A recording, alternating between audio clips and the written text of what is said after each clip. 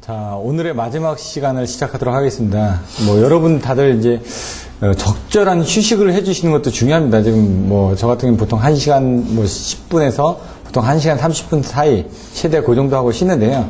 그러면 이제 한 2시부터 이제 시간 빼고 나면은 쉴 수 있는 시간들이 한정되어 있습니다. 그래서 제가 차 시간이 있기 때문에 좀 더 해드리고 싶어도 그 시간 때문에 제가 최대한 맞춰드리긴 하는데, 오늘도 사실 지금 유도장애까지 여기까지 하는데 벌써 1시간 동안 떠들었거든요. 근데 왜 이렇게 했냐?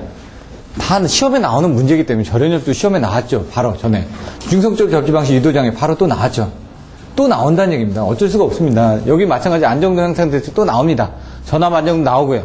통증거리 이 부분보단 송전용량 증대 방안 나옵니다. 그리고 발변전소 접지 설계 나온다는 얘기예요. 변압기 보호 방식 나오고. 이런 부분이기 때문에 어쩔 수가 없습니다. 중요한 부분에 대해서는. 근데 이제 중요하지 않은 부분 좀 건너뛸 겁니다. 그래서 최대한 맞춰는 보는데, 얼마나 이제 갈지는 이제 처음 하는 부분이다 보니까 여러분들의 그 시간적인 부분이 조금 부족한 부분도 있을 거라고 생각하려고 됩니다. 안정도 향상 대책부터 다시 들어갈 건데요. 내용들을 보시면은 여러 가지 내용들이 나와 있습니다. 근데 아까 말씀드렸던 것처럼 위상각 안정도하고 전압 안정도하고 먼저 구분하는 부분이 필요한데, 기본반만 들으신 분들은 이 기본반을 아직 진도를 안 나가기 때문에 무슨 얘기를 하는지 잘 모를 겁니다. 그런 경우는 예습한다고 생각하시고 들어두시면, 일단은 무슨 얘기인지 몰라도 자꾸 듣다 보면은 나중에 가서 그런 내용들이 이해가 되는 시기가 있을 겁니다. 저도 아까 설명드려놓고도 제가 헷갈리는 부분이 생깁니다. 왜냐면 신경을 안 쓰니까. 그때 당시, 그러니까 계속 반복하는 훈련밖에 없습니다. 잊어버리지 않게끔. 그래서 그런 과정들을 나중에 이제 시험 보기 전에는 한번 만들어가지고 한 1주나 2주 정도는 이 문제의 키워드, 이 문제의 어떤 키워드, 이런 식으로 해가지고 마지막에 한 100문제에서 한 200문제 정도를 돌려야지만 됩니다. 그래서 여러분들이 그거에 대해서 쓰는 그 폼이라도, 흐름이라도 얘기를 해드리면은 여러분들이 문제지를 받고 답안을 쓸 때 기본적인 형태만이라도 쓰게 되면 기본 점수는 받을 수가 있으니까요. 그러면 이제 시험을 봤을 때 자신감이 생깁니다. 왜냐면 미리 준비된 사람은 어떤 부분에 문제가 나오더라, 이 문제 내가 어떻게 써야 되겠다 알면은 당황하지가 않는데, 처음 보는 문제가 나오면 이걸 어떻게 써야 될지 힘드니까 그때 당황을 한다는 얘기죠. 근데 그것도 이제 훈련을 하시다 보면 아까처럼 처음 보는 문제도 어떤 식으로 키워드별로 이렇게 나갔던 서론, 본론, 결론에 대한 목차들을 여러분들이 알고 계시니까 그것대로 형태를 맞춰놓고 막 갖다 집어넣는 훈련들을 하시다 보면 그때 정도 되면은 점수가 어느 정도 나온다는 얘기죠. 그 전까지는 이제 점수가 좀 잘 안 나오는 거고요. 이번 같은 경우도 문제가 쉬웠는데도 불구하고 점수가 잘 안 나왔던 거는 모범 답안에만 맞춰서 답을 쓰다 보니까 기본적인 배점이 작게 나올 수밖에 없었던 겁니다. 그래서 그런 것들도 아까 보셨던 것처럼 여러 가지의 모범 답안 외에 옆에 다양한 걸 써줌으로 인해 가지고 점수를 더 받지 않으면은 오히려 쉬운 문제에서는 더 합격자가 더 적게 나오더라. 원래 이제 어려운 문제에 있어도 난이도가 있기 때문에 잘 본 사람은 점수를 많이 주고요, 못 본 사람은 점수를 깎아내립니다. 이번에는 잘 봤다라고 생각하는 사람들조차도 점수가 다 낮게 나오다 보니까 특별히 잘 보지 않는 이상 점수가 그렇게 좋지는 않았던 것 같습니다. 그래서 지금 보는 부분에 대해서는 여러분들 기본적으로 써줘야 되는 그 유형입니다. 그래서 그 유형에 대해서는 힘드시더라도 어떤 형태를 맞춰서 아까 말씀드렸던 키워드들, 안정도다가 뭐다, 그럼 안정도에 대한 걸 써주고, 안정도의 종류에 대해서 써주고, 안정도의 향상 대책에 대해서 써주시고, 거기에 대한 부분을 세부적으로 나눠서 그림과 수식으로서 설명을 해주시면 좀 더 좋은 점수를 받습니다. 제가 옛날에 이 안정도 향상 대책을 모범 답안으로 썼을 때 그 교시가 80점이 나왔습니다. 그거는 이제 4문제가 80점이 나왔기 때문에 한 문제당 20점은 줬다고 봐지거든요. 근데 그때 썼던 것들이 다 모범 답안대로 썼습니다. 그때는 이제 사람들이 다 모범 답안으로 쓰면은, 물론 이제 그 수식이나 이런 것들이 좀 더 있었기 때문에 보통 17점, 18점을 맞는데 80점을 맞았다는 건 20점씩은 줬다는 얘기니까 모범 답안에다 그림이나 이런 것들을 많이 썼죠. 그래서 여러분들이 일반적으로 썼을 때는 한 15점은 모범 답안대로 쓰시면 15점은 나올 거고, 거기서 그림이나 수식이 들어가게 되면 많게는 20점까지도 나올 수 있다. 그런 정도로 생각을 하시면 됩니다. 왜? 경험에 의해서. 근데 이제 그게 이제 꼭 그때 경험에 다음에 가서도 똑같으리란 법은 없습니다. 이번 시험 같은 경우는 그렇게 썼어도 점수 자체가 다 짜게 나왔으니까. 이런 것들은 좀 틀립니다. 그래서 점수 자체를 잘 줄 때는 모범 답안을 써서 빠져나가야지만 됩니다. 사람 많이 뽑을 때.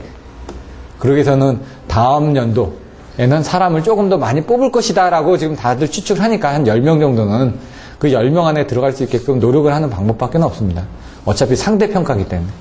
다른 사람보다 답안지를 잘 쓰는 방법. 기본적인 건 똑같이 쓰되 잘 쓰는 방법에 대해서 노력하시는 부분은 바로 답안지를 계속 시험을 보시는 방법밖에 없다는 얘기죠. 지금 여기서도 여러분들 시험을 보시면서 지금 비교가 되지 않습니까? 답안지를 보니까 아 이렇게 쓰는 게 틀려지구나라는 걸 여러분들 느끼셔야 된다는 얘기입니다. 자꾸 느끼다 보면 답안지가 계속 바뀌어진다는 얘기입니다. 자 이제 자료를 보시면요. 안정도 향상 대책. 안정도에는 크게 정태 안정도, 동태 안정도, 과도 안정도가 있다. 아까 영어로도 설명드렸죠? 스테이디, 다이내믹, 트랜지언트. 아까 스테이디, 정상적인 부분, 과도, 트랜지언트. 동태는 왜 뺐냐? 동태는 AVR이나 조속기의 효과를 고려한 경우 해가지고 이거를 고유 정태, 그 다음에 고유 과도, 이거에서 예, 동적 정태, 동적 과도 이런 식으로 해가지고 동적이라는 부분이 여기 들어간다는 얘기죠. 정태 안정도에는 두 개로 나눠진다. 고유 정태하고 동적 정태가 나눠진다. 과도 안정도에는 고유 과도 안정도하고 동적 과도 안정도가 나눠진다. 이런 식으로 설명을 드렸었죠. 옛날에. 그래서 그것들을 또 각기 나눠가지고 이렇게 설명을 하는 경우도 있습니다. 자, 발전기에 보시면은 무한대 모선 임피던스를 해가지고 발전기를 설명을 하고 있습니다. 무한대 모선 임피던스의 정의는 네 가지였죠. 뭐였죠? 내전, 내부 임피던스가 0이고 전압의 크기와 위상이 변하지 않고 극히 큰 관성 정수를 가진 용량 무한대 전원, 내전, 극, 뭐 이렇게 뭐 여러 가지 외우는 방법도 있다고 그랬죠. 그런 부분들 여러분들 외워주셔야지만 됩니다. 내부, V, 내부, 극, 뭐 용량, 무한대, 뭐 이런 식으로 이 내용을 해주시면 되고요. 옛날에 보시면 네 가지로 써놨습니다. 그 부분을 다시 한번 살펴보시면 되고요. 정기적인 입력인 부분하고 기계적인 입력하고 차이에 대해서 동요 방정식으로 설명을 하고 있고요. 발전기 탈조에 관련된 이런 내용들입니다. 뭔가 이제 밸런스가 안 맞으면 뭔가 떨어져 나가겠죠. 그게 탈조란 얘기입니다. 여기서는. 이런 내용들은 저번에 설명드렸으니까 넘어가고요. 안정도 향상 대책. 문제에서 물어본 건 안정도 향상 대책이었거든요. 향상 대책은 반드시 들어가야 되는데 왜 앞에 내용이 들어갔냐. 안정도라는 걸 설명을 하고 나서 그 안정도를 시간에 따라서 이런 문제가 생기고 그 시간에 대한 것들을 보다 보니까 일기 무한대 모선에서 이런 동요 방정식에서 시간에 따라서 변화하는 이 추구를 맡겨주기 위해서 요 수식에서 필요한 이런 그 수식들을 변환을 해줘야지만 안정도가 향상이 되기 때문에 그렇습니다. 그래서 리전 있기, 리액턴스, 전압 상승, 입출력 변동, 억제, 기타, 충격의 저감 이런 부분이 있었죠. 단단복직기에 단락비를 크게 한다든가 단건 변압기를 채용한다든가 복도체를 사용한다든가 직렬 기기 임피던스를 줄여준다든가 직렬 콘덴서를 설치한다든가 기계 회선수를 증가를 하거나 기계 회선수를 여기 보시면 증가를 하게 되면 병행회선이 증가되는 거죠. 기계 회선수를 감소하게 되면 또 틀려지죠. 증감이냐 감소냐. 기계의 리액턴스 감소, 회선수의 증가 이런 식으로 이제 틀려져야만 됩니다. 그거를 이제 명확하게 안 쓰시면 헷갈려집니다. 기계의 리액턴스는 감소해 주시고 회선수는 증가를 하는 겁니다. 리액턴스를 감소해주면 리액턴스가 줄어지죠. 회선수가 증가되면 리액턴스가 줄어지죠. 근데 그걸 두 개로 나눠서 설명을 해야 되는데 하나로 쓰시는 경우도 있습니다. 기기의 회선수 증가.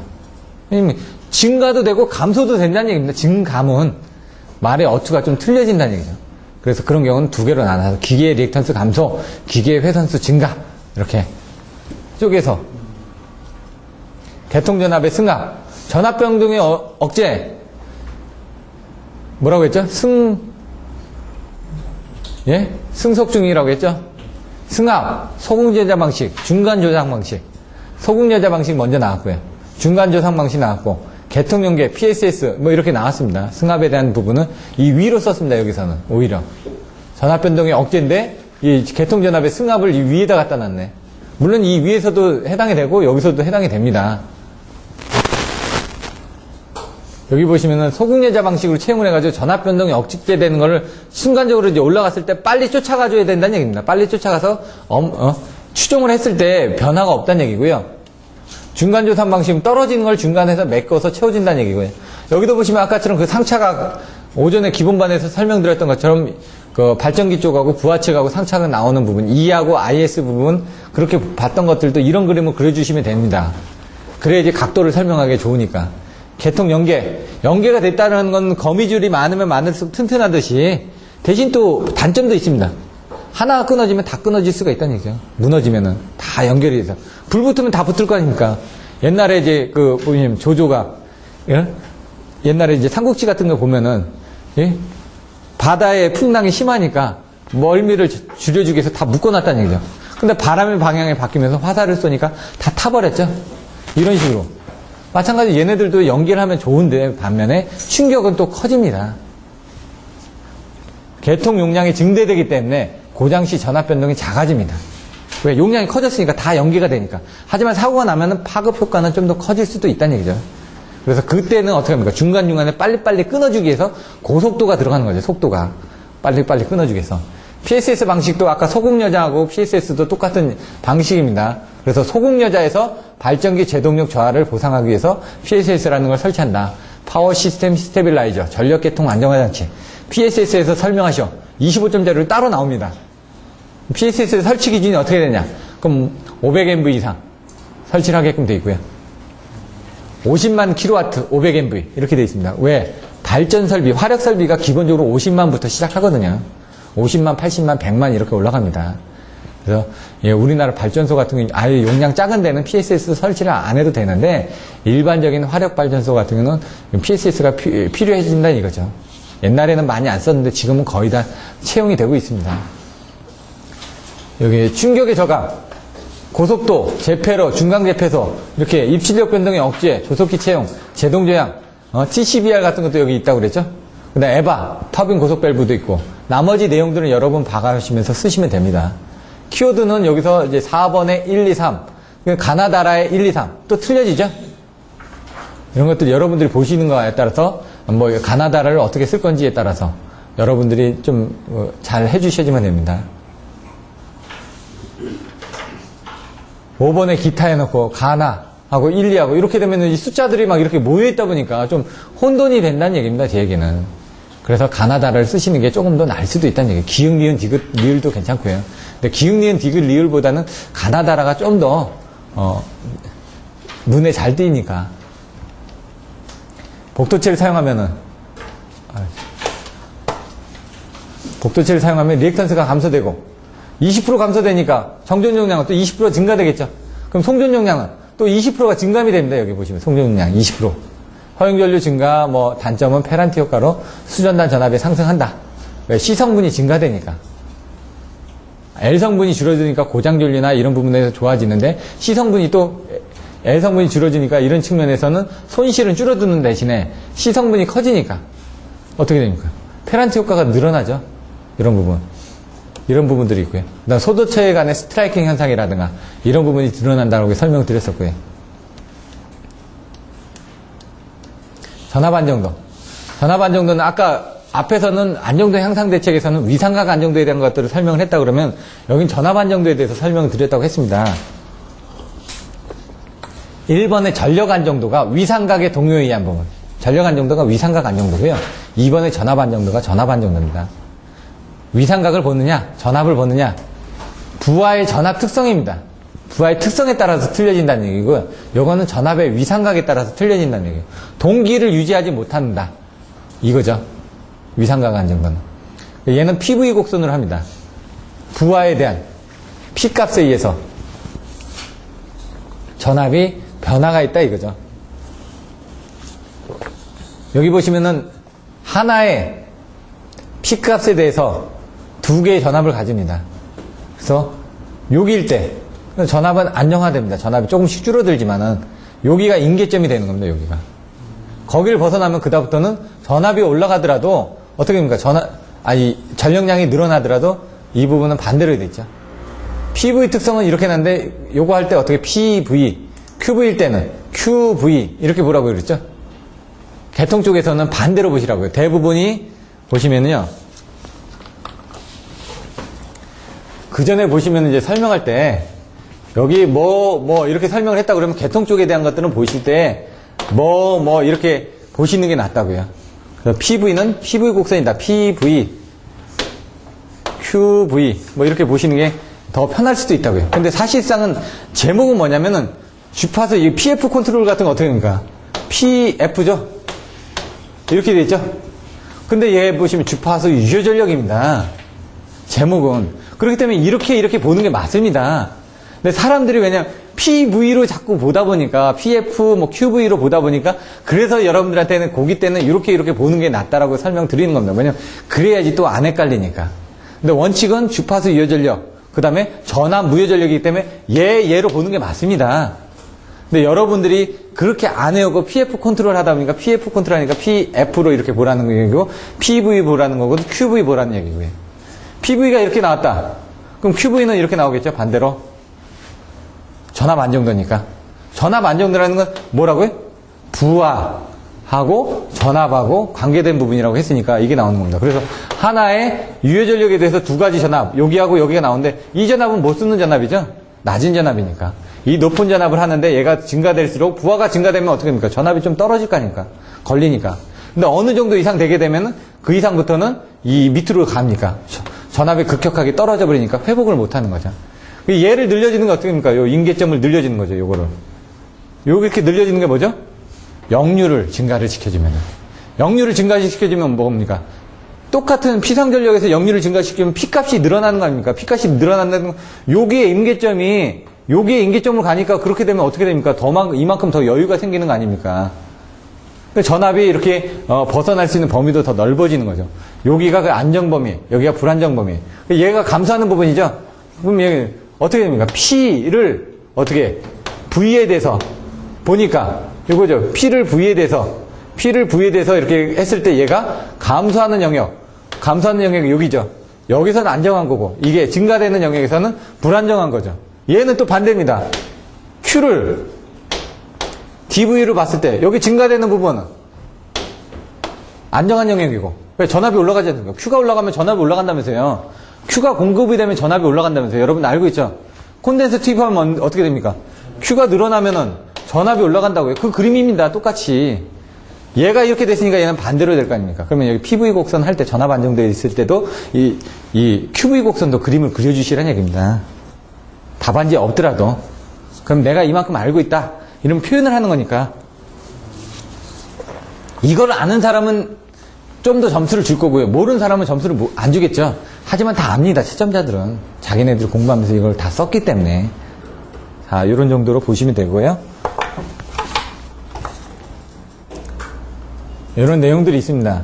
안정화 요인, 악화 요인이 뭐냐? 개통축, 수용가축. 이건 한번 읽어보시고요. 해석 방법은 이건 사실 이제 개통 쪽에서 나오는 겁니다. 개통 쪽에서 보시면은 조류 계산, 자코비안 행렬 나왔었고, 뉴턴 라슨법 나왔었죠? 여기 개통공학에서 다시 설명을 드릴 겁니다. 뒤에 또 전력 조류 계산에서 또 나오니까. 전압감도 같은 경우, 아까처럼 전압감도로 계산해가지고 전압 붕괴점 이후에서는 이게 지금 문제가 없죠? 그러니까 전압 붕괴점 이후에서는 이런 부분이 별로 없으니까 감도를 가지고 해석하는 부분이고요. 유효전력, 무효전력, 손실감도는 아까처럼 그 DQ하고 DP에 대한 그 곡선 있죠? 예? 붕괴점 있죠? 거기서는 이게 무한대가 된다라는 걸 가지고 그걸 가지고 해석을 하는 방법이고 에너지 함수법 같은 거예요. 에너지를 이용해가지고 정기적인 부분하고 기계적인 부분에 대한 것들을 확인하는 거죠. 에너지 함수법 같은 건 그림이 이렇게 돼 있었죠? 그때 기억나시나요? 이렇게 돼가지고 이렇게 해가지고 이렇게 갔던 거 기억나시나요? 그런 그림들 에너지 함수법에서 그림 나왔던 것들 그것들도 그림을 그려주시면 되고요. 조류계산 자코비안이 뭐였죠? 사람 이름이라고 했잖아요. 자코비안 역행렬이라고 했죠? 여기 역행렬. 그래서 역행렬 해가지고 한꺼번에 계산을 하기 때문에 속도는 빠른 대신에 뭐 속도가 또 느려질 수도 있죠. 한꺼번에 다 계산을 해줘야 되니까. 하지만은 또 수렴 속도는 또 빨라질 수도 있고요. 여러 가지 장단점들이 있으니까 그건 나중에 조류 계산에서 한번 보시면 될 것 같고요. 전압 안정도 향상 대책이 아까 위상각 안정도 향상 대책하고 틀려집니다. 전압 안정도의 약화 원인이 아까 보시면 여기 개통측 뭐 수용가측 있었죠? 여기 보면은 개통측 수용가측 있었죠? 전압 안정도의 약화 요인. 저는 두 개를 외웠습니다. 그냥 일병. 요즘 진짜 사나이 많으니까 일정 소비 전력이 변화가 됐다. 왜 P값이 변화가 되면 아까 변화가 됐죠? V값이. 그 다음에 병렬 회선의 고장. 정상시 그 다음에 사고시. 이런 식으로 본 겁니다. 아니면 수용가치역, 그 다음에 개통치역. 이런 식으로 보셔도 되고. 그런 것들 나눠가지고 보는데 저는 그냥 옛날에 올 때 일병으로 외웠습니다. 일병. 일정 소비 전력의 변화. 병렬에서나 고장. 이렇게 두 개. 다른 답안지에 그렇게 써져 있으니까. 예. 그 다음에 대책은 해석 방법 말고 대책에서는 여기 보면 향상 대책에서는 여러 가지가 나와 있습니다. 참 많이. 저는 외웠을 게 그때 S종역 임제로였습니다. S종역 임제. 자, 요거하고 좀 맞나 한번 볼까요? S 종 역 임 제 여기 8개 정도가 있는데 저는 그때 5가지 정도를 외웠었는데 S는 뭘까요? 여기 나와있죠? SVC 전압이 떨어지니까 전압을 올려주기 위해서 그 다음 전압을 떨어지게 개통제에서는 뭐가 있었죠? 종합제어가 있었지 않습니까? 종합제어 생각나시나요? 그림? 여기 두 개 변전소하고 발전소하고 이렇게 두 개 나오고 여기서 해가지고 AFC하고 ELD를 해가지고 이렇게 두 개 이렇게 나눠지는 그림 생각나시나요? 종합제어 해가지고 그림? 그 그림을 옆에다 그려주시고요. 전압 안정도가 떨어지니까 역류를 제어하면 되죠. 역류를 제어하면 전압이 올라가겠죠. 여기 보시면 역류를 1.0 근처로 있죠. 그 다음에 임피던스를 제어한다 이거죠. 임피던스를 작게 해주면 전압 강화가 줄어들 거니까. 여기 임피던스를 작게 있죠. 이건 제페로를 실시한다. 사고 시에 왜냐면 전압 안정도라는 것도 빨리 사고로 돌려주는 역할을 하는 거예요. 안정도라는 건 빨리 돌려주는 역할입니다. 재패를 하게 되면 빨리 돌려주는 거죠. 여기 보시면은 역률, SVC, 그 다음 종합제어 방식 여기 나와있죠? 임피던스 작게, 그 다음에 뭐 재패로는 안 나왔는데 여기 보시면 직접 부하 제어 정도. 뭐 고전압 운전, 전력금의 증개 이런 것들은 여러분들이 잘 이해가 안 되실 거고요. 기본적으로 이제 다른 데 있던 답안지들은 이런 정도가 있었습니다. 그래서 기본적으로 이제 5개를 가지고 더 살을 붙여서 가시면 되는 거죠. 요거는 여러분 나름대로 외우시고 이제 제가 외웠던 것들을 설명드리는 겁니다. 다른 거의 답안지하고 비교해서. 고속도 제페로 여기 있죠? 제페로 부분. 소극여자 방식 있고 또 여러 가지 내용들이 있으니까. 아까 5가지를 쓴 거하고 10가지를 쓴 거하고 어떤 게 차이가 있을까요? 당연히 10가지의 점수를 더 많이 주겠죠. 그래서 여러 가지 답안지를 보고 여러분의 답안지를 만드셔야 된다는 얘기죠. 제가 봤던 기본적인 답안지는 아까처럼 이제 5가지 정도밖에 없었습니다.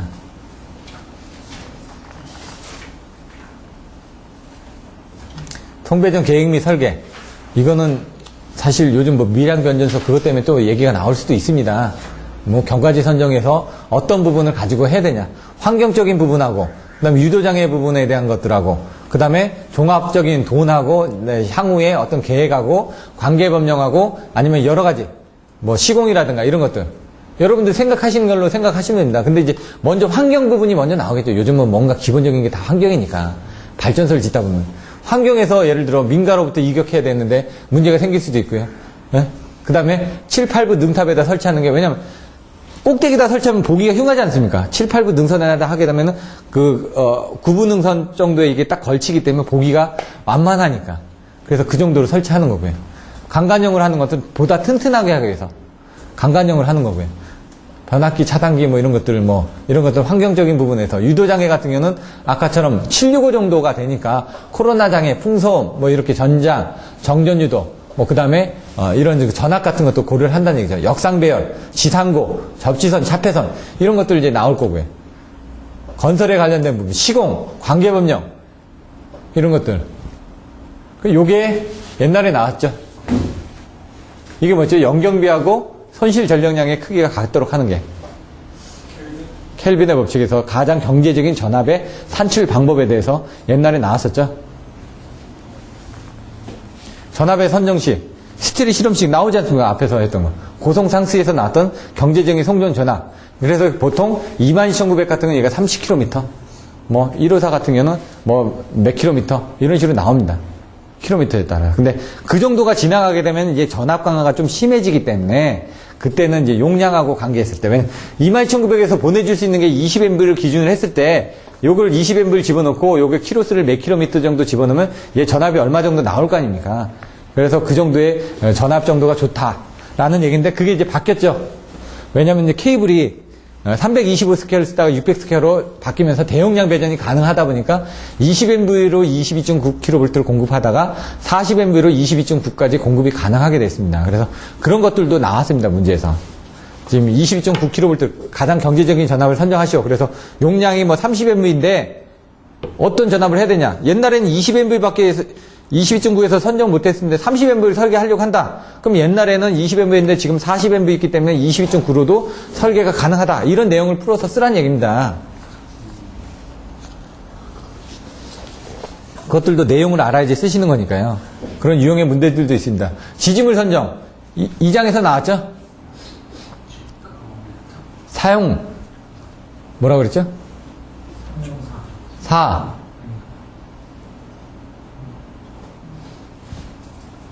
사용 목적상, 형태상, 그 다음에, 예. 성형사라고 그랬죠? 성형사. 성형사. 요즘 성형 잘하니까. 성질상, 형태상, 사용 목적상. 성질상으로 해가지고 두 가지 조건이 있고, 형태상으로 해가지고, 문형도 있었고, 여러 가지 있죠. 이건 뭐죠? 사용 목적상입니다. 사용 목적상. 직각, 억내.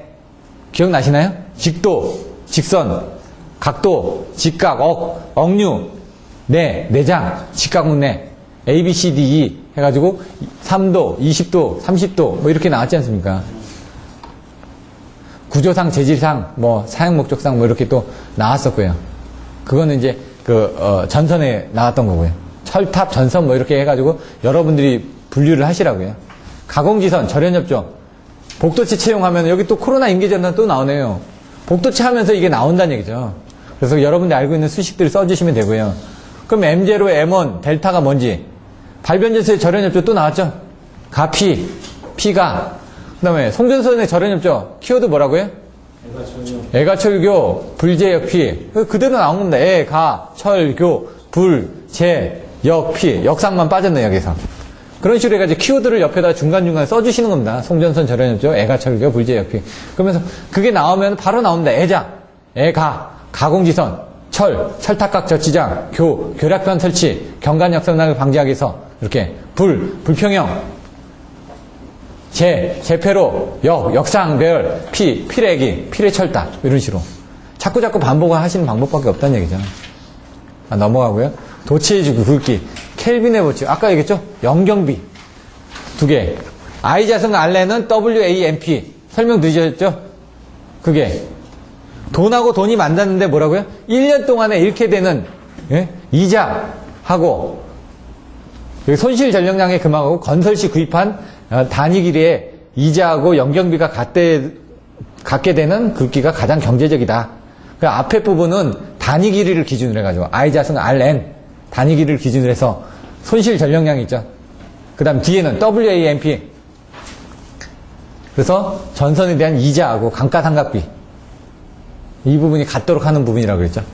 아까 그 부분이 뭐였죠? 그림도 보시면 연경비하고 건설비가 같게 되게끔 이렇게 돼 있지 않습니까? I자승 RN의 WAMP 이런 부분들 생각이 나주셔야 된다는 얘기죠. 켈빈의 법칙만 10점짜리로 나옵니다.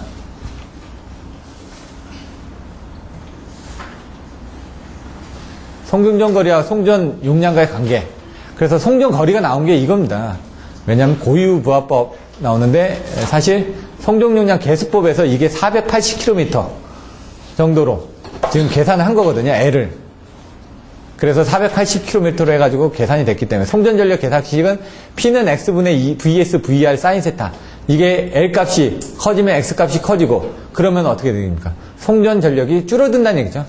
그래서 우리가 지금 안정도 향상할 때 송전 용량을 늘려주기 위해서 L 값을 줄여주죠. 그게 바로 리액턴스 저감입니다. 안정도 향상 대책에서. 리전 있게가 리액턴스가 반드시 저감되는 부분이 먼저 나왔죠. 리액턴스를 떨어뜨려주거나 전압을 올려주거나 상차각을 적게 만들어주거나 여기서 상차각이 커지면은 이제 힘이 더 세지는 거죠. 근데 이제 또 탈주를 할 수도 있으니까.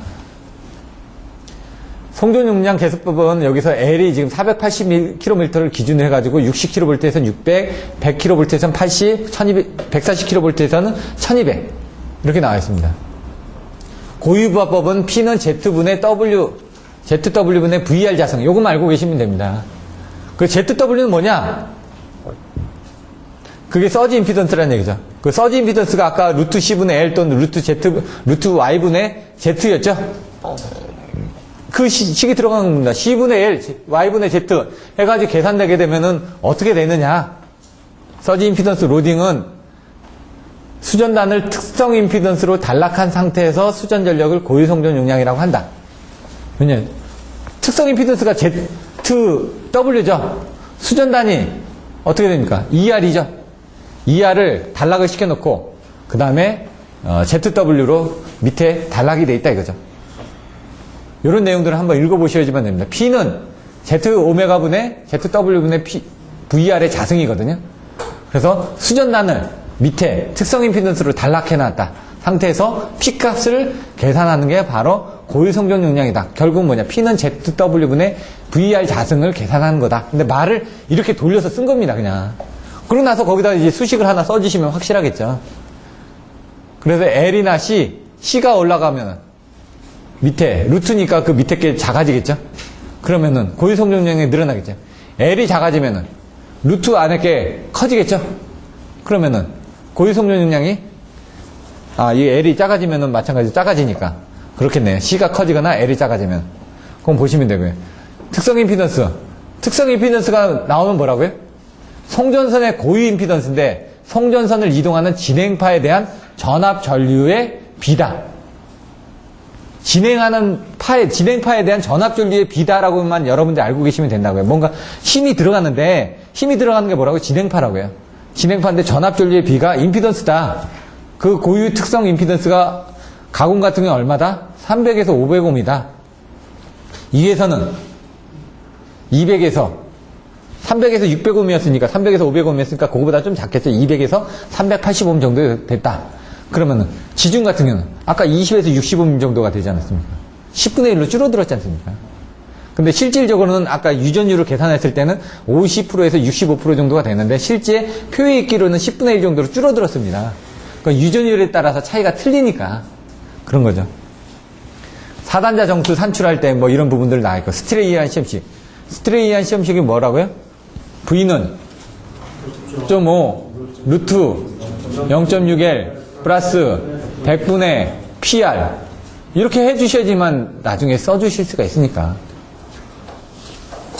피크의 실험식은 241 나누기 델타 F 플러스 25 루트의 2D분의 D 그리고 2-2 제로 4승 곱하기 10의 마이너스 5승 이렇게 또 외워주셔야죠.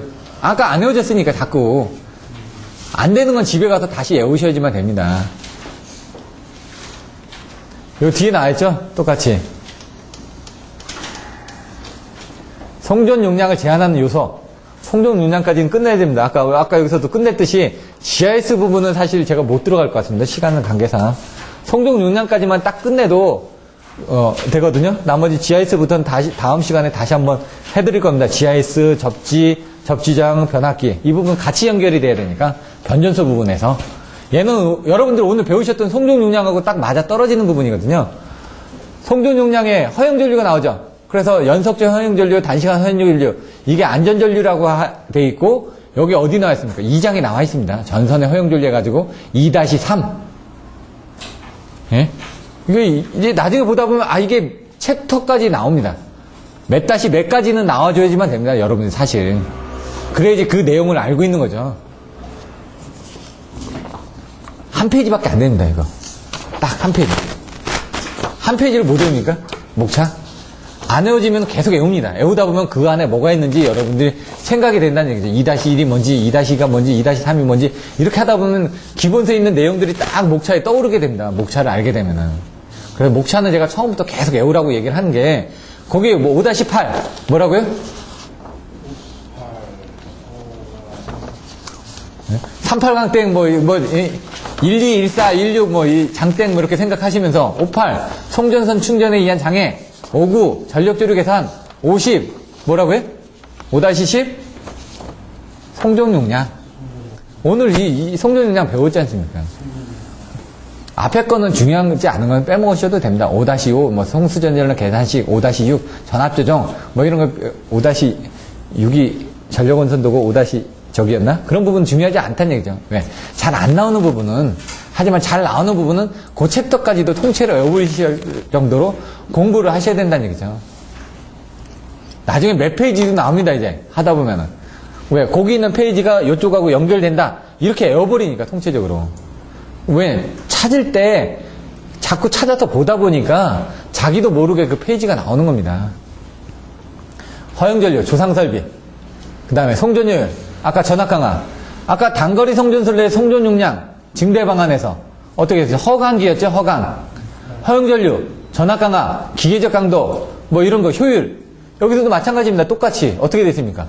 성존용량을 제한하는 요소가 단거리하고 장거리가 있었죠. 상조 효경, 상차각, 효율, 경제성, 조상용량. 여기 조상설비 나오지 않습니까? 그리고 효율 나오죠. 전압강화 나오죠. 안정도 나오죠. 이런 부분들을 이제 아까 단거리나 장거리에서 있던 내용을 갖다 쓰면 되는 겁니다. 양쪽에 있던 거를. 기타 사항 보시면 될 것 같고, 이건 중요하지 않으니까 넘어가고요. 성존용량 증대 방안이 이제 중요하니까 65번 보시면은 성존용량 증대 방안에서 딱 보시면은 68번 성존용량 계산식까지 이렇게 넘어가야 되는데, 성존용량이란 공급 가능한 최대 전력이다 이거죠. 그래서 얘를 국토에 효율적으로 이용을 하기 위해서, 그래서 전압 상승을 하는 부분이 나옵니다. 1장에서 765 건설의 목적에서 나중에 보시면 국토의 효율적 이용이 나옵니다. 예? 이런 부분에서 나중에 성존용량 증대를 하기 위해서 전압을 승합을 한다 이거죠. 그래서 765를 쓸 수밖에 없는 게, 왜냐면 국토를 효율적으로 이용하기 위해 1호사를 쓰게 되면 여러 라인을 깔아야 되는데 765를 쓰면은 한 4개 라인을 765 한 방으로 해결한다는 얘기죠. 그래서 미양 부분에 문제가 돼도 지금 밀어붙일 수밖에 없는 겁니다. 왜? 나머지 선을 이미 다 깔아놨기 때문에. 거기만 연결하면 되거든요. 5개인가? 그것만 연결하면 다 됩니다. 근데 그 구간을 연결 못해서 지금 되는 거죠. 왜냐면 다른 구간들은 다 연결해서 왔는데, 지금에서 물릴 수가 없는 거죠. 예? 쓰리고에 피박을 당하도록 쓰리고를 했는데, 일단, 끝내야죠. 단거리 성전설로, 뭐라고요? 허강기, 허요강기, 허용전류, 그 다음에 효율. 여기는 이제 다 안 들어가 있죠. 여기 보시면 전압강화, 성전선실, 뭐 효율, 이런 부분을 가지고 여러분들이 써주시면 된다는 얘기죠. 장거리 성전설로에는 키워드가 뭐라고요? 키워드들 여러분들 정확하게 나와주셔야 됩니다. 상조효경. 오늘 이 상조효경만 제가 한 10번 얘기했습니다. 10번. 뭐 하면 뭐 나와줘야 된다는 얘기죠. 그 훈련들을 하는 겁니다. 사실. 왜냐면 나중에 토익 보시다 보면은 뭐 나오면 뭐 찍으라고 얘기합니다. 예? 왜 그거하고 뭐 나오면 if 나오면 뭐 찍어라. 뭐 where 나오면 뭐 찍어라. 이렇게 하지 않습니까? 얘도 장거리 성전설로 나오면 상조효경 나와야 된다고요. 그래야지 답이 나오니까. 상차각이 적당할 거, 조상기 용량이 적당할 거, 효율이 적당할 거, 경제적일 거. 딱 키워드대로 딱 답이 나오지 않습니까? 대부분 그렇게 나오기 때문에. 성종용량 계산법 하면 키워드 뭐라고요? 고성상수, 고유부합법 나오죠? 그 다음에 성종용량 계수법, 그 다음에 상차각에 의한 방법, 스틸에 의한 시험식. 스틸 또 수식 이제 여러분들이 이제 외우시겠죠? 여기는 60, 100, 140kV, 600, 800, 1200. 이것도 외워지시겠죠? 이제 자꾸 하다 보면. 이것도 헷갈립니다. 성존용량 계수가 이게 600, 800, 1200인데요. 이게 앞에는 60, 100, 120이다 보니까 이게 60, 이게 80, 이게 120kV로 이제 생각이 나기도 합니다. 나중에 보면은. 600, 800, 1200입니다. 여기 보시면 어떻게 되죠? 200이고 요거 400입니다. 요거는 40, 40입니다. 킬로볼트는 40, 40인데 얘는 여기 20, 40으로 증가되니까 뭔가 비율이 틀려지죠. 그리고 얘는 2개, 얘는 2개. 그러니까 이게 2개가 있으니까 0이 2개가 있으니까 2개 올라갔다 8이고 0 2개, 0 2개 있으니까 4가 올라갔다. 그렇게도 외웠습니다. 저는 나중에 헷갈릴 때는 600이니까 0이 2개 있지 않습니까? 그러니까 200이 올라갔다. 그럼 800이고 앞에 2개 있고 여기 2개 있으니까 여기 4개 올라간다. 그러면 1200이고 얘는 60, 100, 140, 40씩 올라간다. 그렇게 외우고. 근데 이게 또 지나면 또 헷갈립니다. 또 그때 당시엔 그렇게 외웠어도. 아까 제가 또 설명드렸던 거 제가 혼돈이 되지 않습니까? 왜? 자꾸 안 하니까. 여기도 보시면은 이렇게 냉각하는 방법들이 나와 있다 그랬죠? 냉각하는 내용들을 그림을 그려주시고, 간접 냉각, 직접 냉각. 직접 냉각이 뭡니까? 매질을 가지고 집어넣는 게 아까 새로운 지중 케이블을 쓴다든가, 아니면 새로운 가공 케이블을 쓴다든가, 직접 냉각하는 그 재질에 따라서 냉각 부분이 틀려진다는 얘기죠. 고성상수, 이렇게 돼 있고요. 지중설로 나오면서 CVK라의 냉각에서 관로, 간접, 관로 직접. 이 간접 부분이 그림이 여기로 올라간 겁니다, 여기. 사실은 요 밑에 있어야 된대. 그러니까 여러분들 헷갈려 하는 거죠. 여기 그림을 적절하게 배치를 해줘야 된다는 걸 이걸 보고 아실 수가 있죠. 그 옆에다가 여기에 그림이 있어야 되는데, 동도, 가스냉각. 여기 보시면 여기 옆에 옆면만 보는 게 아니라 단면도 보셔야 된다고 그랬죠. 그림을 여러 각도로 그려주시라고요. 저번에 보신 것처럼. 십자가 형태로 잡아주는 거. 관극초로 한다고 그랬죠. 관로기준 케이블, 극종 케이블, 초전도 케이블. 이렇게. 니옵티탄. 이런 키워드. 초전도 하면 니옵티탄, 액체 헬륨, 액체 질소. 이게 극종 케이블은 액체 질소입니다. 근데 초전도 케이블은 액체 헬륨이 나와야지만 되고, 니옵티탄이 나와야 됩니다. 이런 키워드들이 나와줘야 된다는 얘기죠. 케이블의 허용전류 증가 방법들 나와 있고요. 가공선전류 선로, 송정량 증대 방안. 키워드 뭐라고요? 세 글자? 복, 승, 신. 예? 예. 복도체, 승합, 신도체. 예. 이렇게 나와주셔야 되고요. 그럼 여기 승합 나왔고, 신도체 나왔잖아요. 그럼 거기서 이제 일단 키워드가 나왔으니까, 승합이면 어떻게 됩니까? 전압이 올라가는 거니까. 요거는 1장에서 나와 있는 내용입니다. 1장. 요거, 복도체. 몇 장이 나와있죠? 복도체 몇 장이 나와있죠? 4장이 나와있죠, 4장에. 2장에도 있고. 근데 이제 주로는 4장에 나와있잖아요. 코로나 하면 복도체. 이제 선로종수하고 코로나에서 선로종수가 가공, 그 다음 뭐라고요? 복도체, 그리고 지중, 케이블, RLCG를 할 때 그렇게 나왔지 않습니까? 가공의 RLCG하고, 복도체의 RLCG하고, 그 다음에 케이블의 RLCG하고. 그게 4장에서 선로종수에서 나오지 않습니까? 2장에서는 복도체가 안 나옵니다. 단선하고 연선만 나오지, 복도체에 대한 설명이 없습니다. 그건 여러분들이 정확하게 이해를 못해서 그런 거죠. 몇 장에 뭐 나오고, 몇 장에 뭐 나오고, 이렇게 사실 연관돼서 왔다 갔다 하는 거를 자꾸 머릿속에 넣어 놓으셔야 된다는 얘기죠. 그러니까 기본서는 머릿속에 딱 목차가 떠오르면 목차 안에 뭐뭐뭐뭐 이렇게 딱 뜹니다. 복승신, ACSR, TACSR, 스타샤, HPO, 그리고 하이페이지 5도 해가지고 고다상 송전 방식. 고다상 송전 방식이 어디냐. 이런 식으로 해가지고, 하이페이지 5도 해가지고, 연구반 교재에 또 있습니다. 이렇게. 여기 보시면은, 실제로 지금 실용화 단계는 이루지 못했다. 여기 R상, S상, T상하고요. R상, S상, T상을 엇갈려서 하는 겁니다. 루트 3분의 1에 지나지 않는다. 성간전압이. 그러니까 훨씬 더 절연이 더 좋아지겠죠. 3상을 쓰는 게 아니라 6상을 쓰니까 어떻게 됩니까? 6가닥이 가니까 대신 전압은 줄어듭니다. 6가닥을 쓰면서 루트 3분의 1로. 훨씬 더 절연이 되는 거죠. 이런 방식이 있다. 이런 내용들이고요. 요 뒤에도 이렇게 또 나와 있습니다. 지금 보시면은 뒤에 보시면 고다상 송전이 여기 뒤에 있나요? 고다상 송전 해가지고 여기는 그림이 없죠. 그래서 이제 그림 때문에 제가 저걸 보여드린 겁니다. 그림을 한번 보시라고요. 그러면 틀려지니까. 여기 루트 3분의 1 이런 내용들이 나와 있나요? 없죠?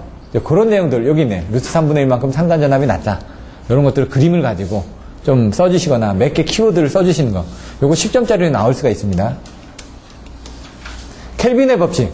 I자승 R에는 WAMP. 여기 있죠? W가 뭔지, A가 뭔지, MP가 뭔지. 여기 지금 다 나와 있고요. I자승 R에는 WAMP 해가지고 그림이 있어야 되겠죠. 여기는 그림이 없죠? 예? 그림이 없으니까. 그런 그림들이 이제 있어야 되고요. 이제, 송전용량 계산식까지 할 건데, 송전용량 계산식은 키워드가 뭐라고요? 예? 고성상수. 그래서 고유부하법. 송전용량 계산법. 그 다음에 고유부하법. 상차각에 의한 방법. 스틸에 의한 실험식. 이렇게 나와있죠. 근데 여기 상차각은 빠져 있습니다, 보통. 상차각에 의한 내용들은 안 들어가 있고요. 보통 3개만 있습니다. 고성수로 외우시는 분들도 많고요. 근데 하나라도 더 늘리기 위해서 자꾸 다른 답안지 보고 여기 하나 더 있으면 그거 갖다 끼워 넣는 겁니다, 자꾸. 차별을 둬야 되니까. 그래서 송전용량은 송전거리에 거의 반비례해서 감소한다. 그러니까 거리가 길어지면은 송전용량은 줄어든다는 얘기죠. 거리가 가까울수록 늘어난다는 얘기입니다. 그래서 아까 성전거리하고 성전용량과의 관계, 아까 뭐 문제 있었는데 그냥 넘어갔는데 그 부분도 이제 설명이 있으니까 보시면 되고요. 성전용량을 증가시킨다는 건 안정도를 증가시킨다는 것하고 똑같다. 이런 부분이 있고요. 그래서 용량을 증가시키는 부분 바로 복도체를 사용한다. 그리고 사이즈를 올린다. 이런 거 있죠. 610 스퀘어는 쓰는 건 못 봤고요. 330 스퀘어에서 480 스퀘어를 많이 씁니다. 410이나 480. 610은 제가 못 봤고요. 요거는 있는지는 제가 한번 나중에 여쭤보겠습니다. 가공 쪽에다가. 요거 ACSR, TACSR, 스타샤. 얘는 몇 도? ACSR? 90도에서 100도. TACSR은 몇 도? 150도. 스타샤는 210도. 그 그림을 여기 밑에다 그림을 그려주시라고요. 90도, 150도, 210도. 그러면 전달 효과가 좋으니까. 그런 식으로 내용들을 써주시면 됩니다. 이렇게 해가지고 오늘은 여기까지만 하고요. 나머지 GIS 아까 다 설명드렸었습니다. GIS 접지장. 사실 여기 보시면요. IC에 대한 접지 부분도 나와 있고, 여기 접지 부분에 대해서 계산하는 부분들. 이렇게 그 부분까지 다 해놨습니다. 메시 접지를 해가지고 보폭 전압을 계산하고, 여기 그림들이 있습니다. 나중에 GPR로 해가지고 이게 3D로 그림들이 나와 있거든요. 이런 것들은 다음 시간에 설명을 드릴 겁니다. 그래서 이런 그림들이 나옵니다. 이렇게 나중에. 이렇게 GPR 같은 거 계산하고, 여기에 대한 것들을 계산해가지고 접촉전압 나오죠? 여기 접촉전압의 결과, 그 다음에 보폭전압의 결과, 분석한다고 돼 있죠? 이런 것들을 여러분들 실제 업무 때 저걸 가지고 합니다. 해가지고 그 전압이 높은지 낮은지 가지고 결론을 내린다는 얘기죠. 그래서 그것들을 왜 이것만 보면 게 아니라 여러분이 실제 업무에서 할 것들을 같이 봐두셔야지 머릿속에 오래 남으니까. 나중에 그걸 그릴 때 옆에다 그 그림을 그려주시라는 얘기죠. 실무를 하신 분은 그림을 그리실 수가 있으니까. 그걸 엑셀로 만들어 놓은 것들도 있고요. 또 다른 것들도 있는데, 이런 것들도 있습니다. 요것들은 이제 대학교의 교수님들이 성변 전공만 한 겁니다. 안정도, 이거 고려대의 장길수 교수님이 전공을 안정도로 많이 했거든요. 그래서 자기가 전공인 분야 쪽으로 해가지고 안정도를 정리를 해놨습니다. 그럼 여기 동기발전기 회전속도, 등가이로, 단독운전, 전압안정도, 전압붕괴방지, 전압안정도 분석, 과도안정도, 등면적법 내용들 나와있지 않습니까? 송전 특성, 송전 용량, 계략식, 증가대책, 코로나, 인계전압, 방지대책, 선로의 충전과 발전기 자기여자, 접지 여러분들 다 배우셨던 내용들이 들어있죠. 근데 좀 기본서하고는 챕터가 좀 틀리죠. 이쪽 저쪽 갖다 쓴 겁니다. 그래서 나중에 이제 기본서를 다 보고 난 다음에 저 책을 보시면 좀 더 올라가는 거죠. 왜? 여러 가지 보는 관점이 좀 더 틀려지니까. 근데 지금 이걸 여러분들한테 드려봤자 좀 어렵습니다. 가공송전선로 건설 운영, 이런 건 철탑, 전력선, 애자, 설계, 공사, 이런 것들, 긴선, 연선, 이런 부분도 해가지고 조금 기본서에는 없는 내용들이 들어가다 보니까 기본서를 다 보시면 그 다음에 또, 나중에 연구반에서 할 때 이런 자료들 가지고 또 설명을 또 드릴 겁니다. 여러분들의 높이에 맞는 자료들은 많이 있습니다. 근데 그걸 던져주기에는 너무 힘드니까. 왜? 분이 먹던 사람한테 이유식을 먹고 밥을 먹어야 되는데 뷔페를 갖다 주면 먹을 수 있나요? 아니죠. 그래서 그런 것들은 차츰차츰 여러분들한테 나중에 기회가 되면은 소개를 해드릴 거고요. 그거를 받아들일 수 있는 능력이 되면은 나중에 와서 얘기를 하시면 본인이 여기까지 했다라고 저한테 얘기하시다 보면 이것 좀 한 번 더 보세요 하고 제가 던져드릴 수가 있습니다. 그거는 여러분들이 저하고 자주 자꾸 컨택을 하셔야지만 됩니다. 오늘 수업은 이만 마치도록 하고요.